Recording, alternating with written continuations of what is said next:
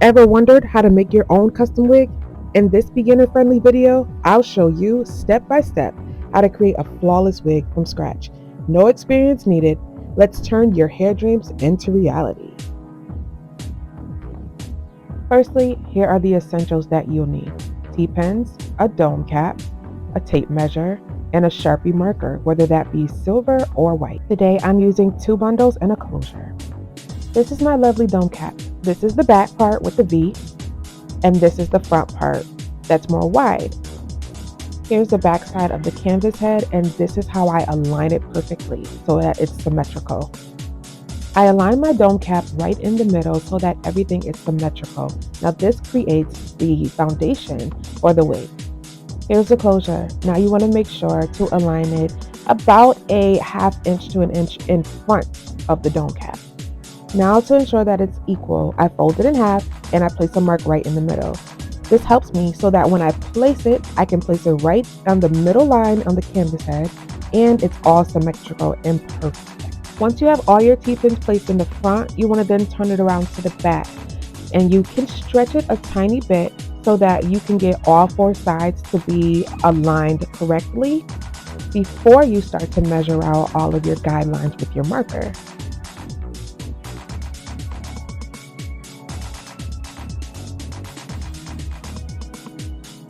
Once you have everything placed correctly and it's flat to the head, you can go ahead with your marker and begin to trace the outline of the closure.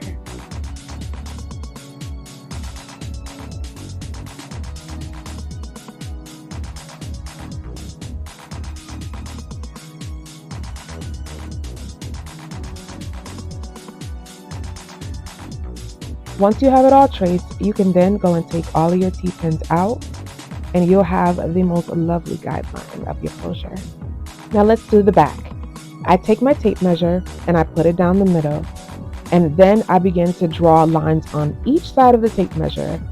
I create small lines on each side of the tape measure. Now this part will be based on how many bundles you plan to use for your wig. For the sake of this video, I'm only using 2 bundles, so each line will be about 1 inch apart. But if I was using 3 to 4 bundles, I would make my lines about a 1/2 inch from each other so all the hair can fit. Now, as you can see, I draw the lines from side to side on both sides of the wig.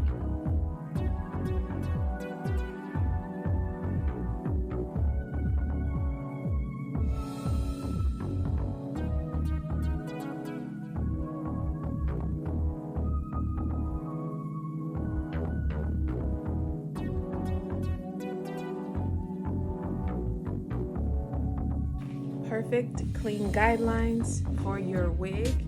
Once everything is mapped out, I then replace my closure back to its original state, placing it right where I put those guidelines. Now this part is total personal preference. I like to comb it all down and then braid it up. This helps me so I get the hair all out of the way and I can see my lines without any issues. And it helps as I sew on my closure and my bundles in the back.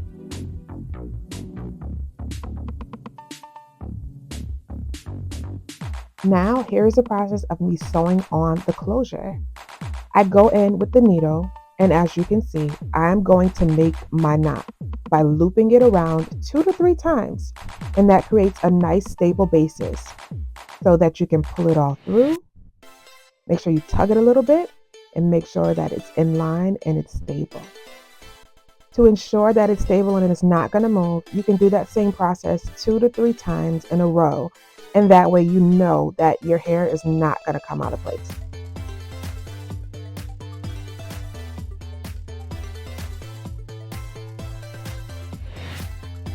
My stitching method is looping my needle through and going in between both sides of my thread.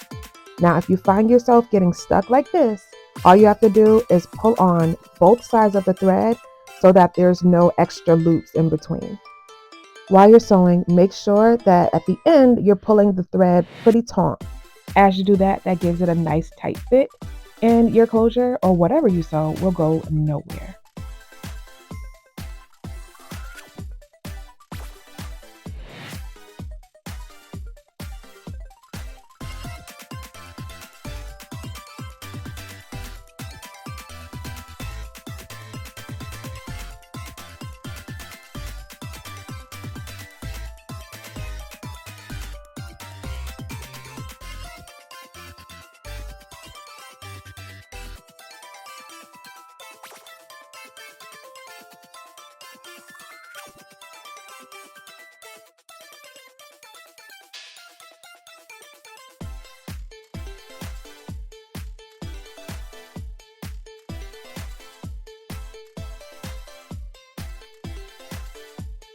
Now, generally, I like to create my knot the same way I did at the start of my sewing, but because I didn't make my thread long enough, I have to use a general or classic knot, as I would say, just like you would do your shoe.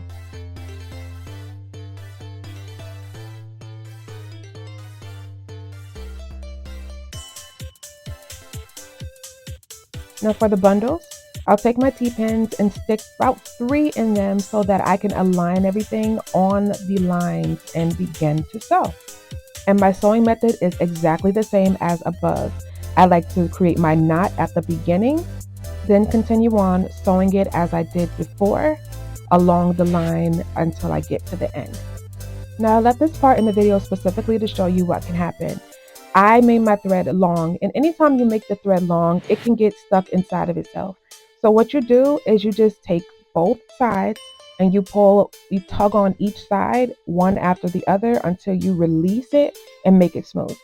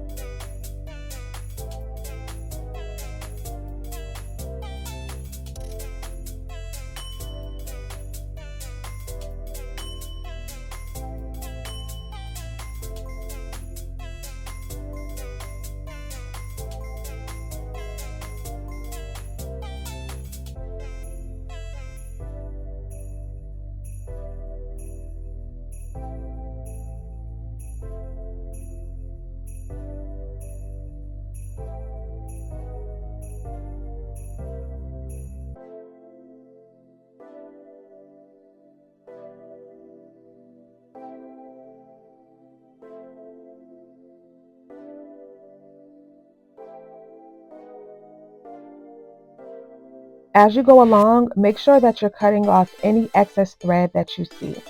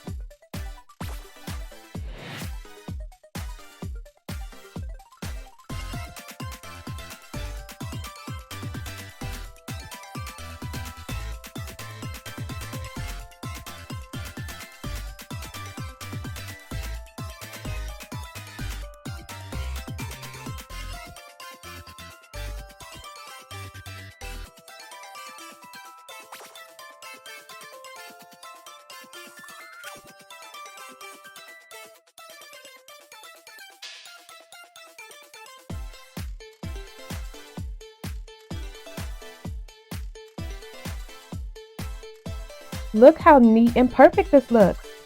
This is going to be an amazing wig. Now we're going to skip to the top part for the sake of time. As you can see, I'm skipping to the top and I'm sewing my second to last bundle. Like I said before, I use the same exact sewing method as I did throughout the whole wig.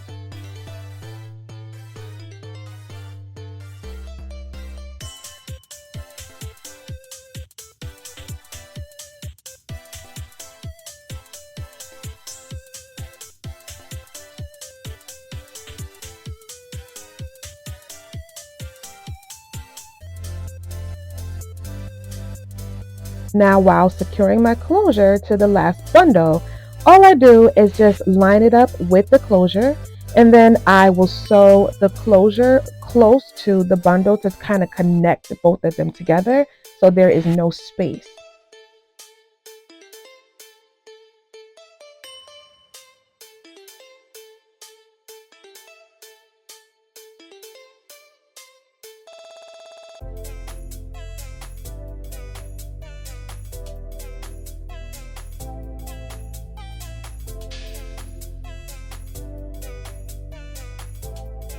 If you made it this far, you should be so proud of yourself because you created your own wig. Everything is neat, secure, and intact. Now, all you have to do is style it. After you take a step back and admire all your wig making skills, you then take it off the canvas head and you cut that piece that's underneath the closure because you don't want all that black. You want to see the closure, the scalp of your wig. Now, this is my wig cut, curled, and styled. If you want to see how I did this, go to part 2. If you love this tutorial, make sure to like, comment, and subscribe.